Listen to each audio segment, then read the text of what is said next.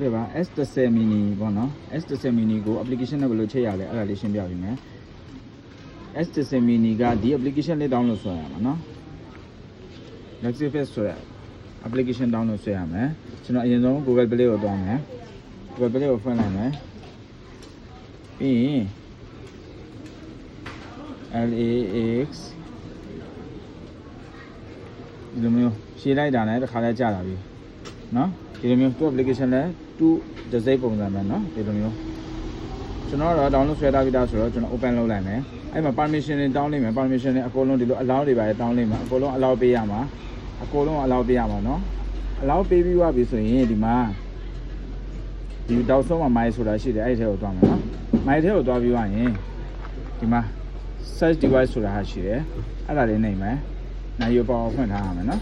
နိုင်ရပေါ်ဖွင့်ထားရမယ်ပေါ်ဖွင့်ထားပြီးသွားရင်ဒီလိုမျိုးကြာလာလိမ့်မယ် watch 9နော်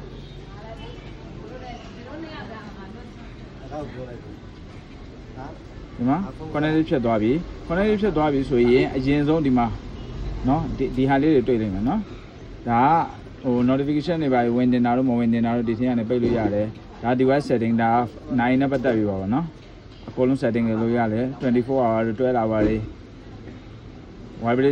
vibrating time လာမထားဘူးလားအဲ့ဒါတွေပါတယ်အကုန်လုံး setting လုပ်လို့ရတယ် wallpaper တွေပါတယ် change တင်တာဒီမှာ dial နော် dial ဆိုတဲ့ဟာလေး dial ဆိုတဲ့ဟာလေးကိုနှိပ်မယ် dial ဆိုတဲ့ဟာလေးနှိပ်လိုက်ပြီဆိုရင်ဒီလိုမျိုးတော့ခုပေါ်လာလိမ့်မယ်ဒါကသူ့မှာပါတဲ့ဒီနံပါတ်နဲ့ပေါ့နော်နံပါတ်နဲ့ diamond ဆိုတဲ့ဟာလေးတစ်ချက်နှိပ်လိုက်ပြီဆိုရင်ဒီမှာဒါကသူ့မှာပါတဲ့ original wallpaper တွေပေါ့နော် original wallpaper တွေထဲမှာဒီမှာသူကဒီမှာ free ရေးပေးထားတယ်နော် free ရေးပေးထားတယ်နည်းရလောင်းတင်နော်free ရေးပေးထားတဲ့ဟာတွေမှန်တယ်များအကုန်လုံးကိုနိုင်တဲ့သွင်းလို့ရတယ်အဲ့ဒီထဲမှာတချို့ဟာတွေကငွေအမောက်ရေးထားတဲ့ဟာတွေရှိတယ်ဒါတုံးနေရင်တော့အကုန်လုံး free ဖြစ်လာမှာပေါ့နော်ငွေအမောက်ရေးပေးထားတယ်ရှိတယ်အဲ့ဒါကြောင့်မရဘူးဒီ free ဆိုတဲ့ဟာလေးဒီလိုတစ်ချက်နှိပ်မယ်နှိပ်ပြီးသွားပြီဆိုရင်ဒီမှာfree ဖြစ်တဲ့ဟာပေါ့နော်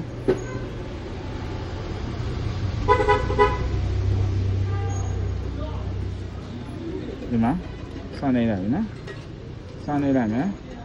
နေပြီးသွားရင်ဒီလိုမျိုးပေါ်သွားပြီခဏလေးအချိန်အနည်းငယ်စောင့်မယ်နော်ဒီမှာရပြီနော်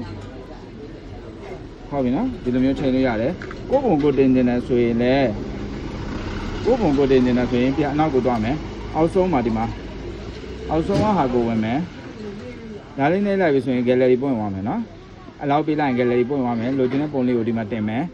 ဒီနိုင်ရဲ့ design တွေပါတွေကိုအကြောင်းတွေပါရွေးမယ် chat လို့ setting လုပ်လို့ရတယ်ပြီးသွားပြီဆိုရင် save to use ပြီးရင်အခုနကကျွန်တော်တင်ပြတဲ့အတိုင်းပဲတင်ရမှာပါเนาะကျေးဇူးတင်ပါတယ်